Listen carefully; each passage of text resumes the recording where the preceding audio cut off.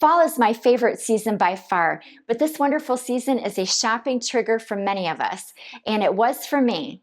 I used to shop, declutter, and repeat because I just wasn't paying attention to what I was actually bringing into my home. This week, I went to 4 different stores and looked at all of their seasonal items. And today I'm sharing 10 items that I found in those stores that I've bought in the past that eventually turned into clutter, to give you a few ideas on things you might want to avoid buying this season. Essentially de-influencing you to make intentional purchases. This is something new that I never noticed before this year, and that is in every single store that I went to, there is something in my path. So I'm driving along with my cart, and all of a sudden I will see a display. So what happens then? Our eyes divert to it, right? And we say, ooh, what's on that rack? So we're not walking down the candle aisle. We're not walking down the blanket aisle, but there they are, dead center, right in our path. Just be very mindful, because a lot of times the products that they put on these shelves, on these display cabinets, are not that great of quality. They are a spontaneous purchase that you might make that is not one that has longevity. And I'm going to give you an example. It was a blanket that was on one of these shelves, and the fleecy material from it, I know, will attract all sorts of lint that will just adhere to it. It probably will shrink, just not a quality purchase at all. So make sure that when you're shopping this season, and I know that you're going to be in stores, you can't help it, right? But be mindful of those, things that are right in your path, and just have blinders on as you go right by them. Let me know in the comments which fall items you'll be avoiding this season. I studied marketing in school, and the one thing that is the prime focus of marketers and stores is to create a need where there isn't any. And one way that they do that is through colors, textures. These are the popular colors of the season. Don't be left out. I remember a couple of years ago, it was that fuzzy, fleecy kind of material, and it was on furniture, it was on all sorts of things, pillows. That was the material of the season. And I saw all sorts of cute things when it came to the colors, like cherry red, eggplant purple. The patterns that they've got is animal prints and polka dots. And then the textures are tapestries and, oh gosh, of course, fur, and I do love fur. But sometimes these things can get us. Now, I have a little tapestry sunglass case. I got this at a fall festival a couple of years ago. So when I bought this sunglasses case, first, I did have a need. One wasn't created for me. I needed one. And secondly, I just thought that this was cute. I didn't buy it because it was a tapestry fabric, because back a couple of years ago, that wasn't a thing. Right now it is. Be mindful if the textures, patterns, colors, etc. are not in your wardrobe, they don't go with your skin tone, or they don't coordinate with your house. You're just buying them because of the hype of the season. This isn't one of those fall items that you might think about traditionally, and that is small kitchen appliances. Every year when I'm back in the kitchen and I'm getting back into my routine of cooking again after summer busyness is over and all those trips are over, I always want efficiency. And every year they come out with a product that is supposed to be the absolute best thing for your time management. And I oftentimes would fall for that. So in fact, I recently fell for it all over again last year with my slow cooker. I had one and I decluttered it and I bought it back because I was really looking to manage my time better. I heard of a few good recipes and I thought, ooh, I'll try them. But none of the recipes that I had worked out. But now that fall is here, I really don't want to declutter that thing. I want to use it. So if you have any really good slow cooker recipes that you could share with me in the comments, I would be really grateful. All that said, these items can be extremely tempting. And if you can borrow one instead of buying one to test it out, to see if there's something that fits into your life, into your schedule, and even to the type of foods that you like to eat, that's just a really good idea. That way you know that you're not going to be wasting your money when you buy it. It's not just about fall decor anymore. It is about home accessories right now. I'm talking about ottomans and pillows and tables, just furniture pieces actually. I saw all kinds of pillows out there at those 4 stores in all shapes and sizes. They were so cute. As tempting as they are, I absolutely steer clear of any pillows that do not have a removable cover. I like to find things that I can use over and over and over again. IKEA is actually my very favorite place to get pillowcases for a really affordable price, and they're good quality. So if you're thinking about those cute fall pillows and all the different shapes and sizes, make sure that you consider those pillows will take up a lot of storage room and they're only out for a few months. Or might it be a better option to have pillowcases that you can change out seasonally and use the same pillows? Placemats, table runners, tablecloths, and even sheets. These things are in all colors and prints. I have noticed that gingham is very, very big this season. And if that's something that you love, well, you're in luck. You have to be careful with what you choose when it comes to these because sheets are extremely pricey, right? And buying a set of sheets that is only going to be used a couple of months out of the year is just not a good idea. I used to have a duvet cover that I switched out every single fall.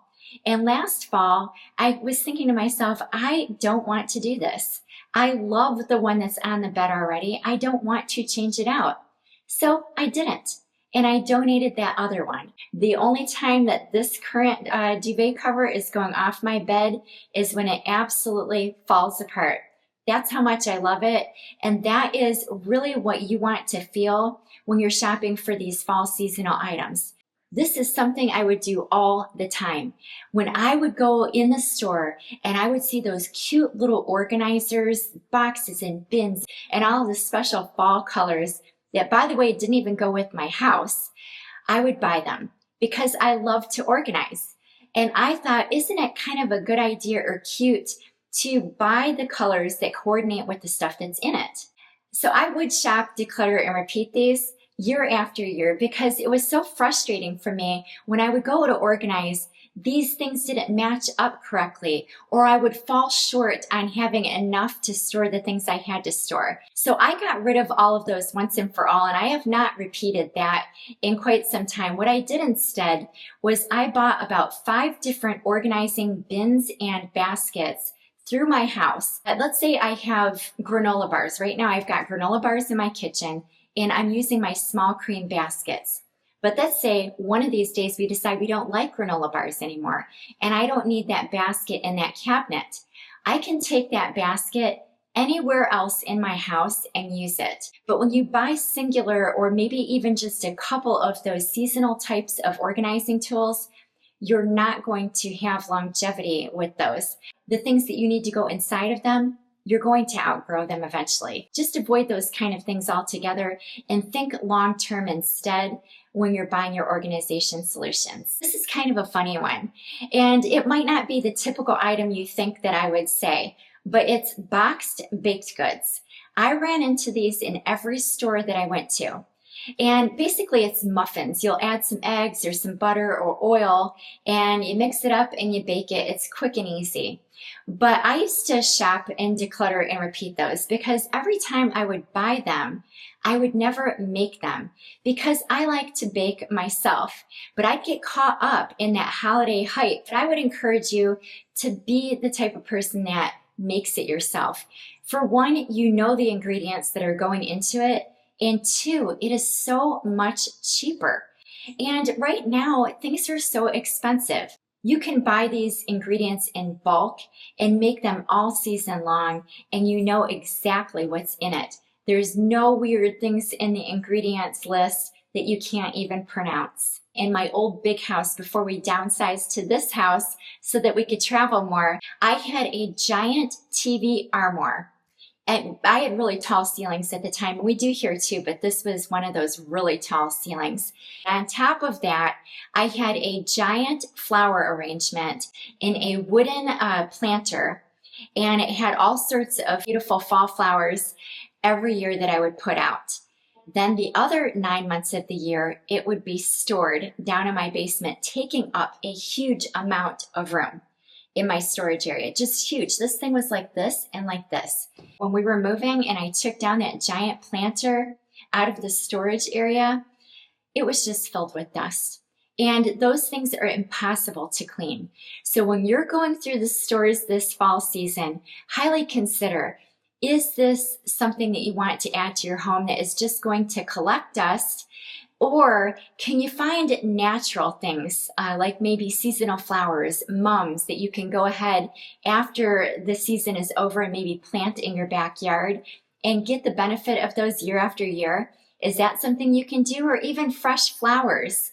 Those are always nice. One thing I do every year is when I take my walks and I'm looking at the beautiful fall foliage, I pick up leaves off the ground and I bring them home to my kids. They kind of get dried up after a couple of days and they go back out the door and I get them another one.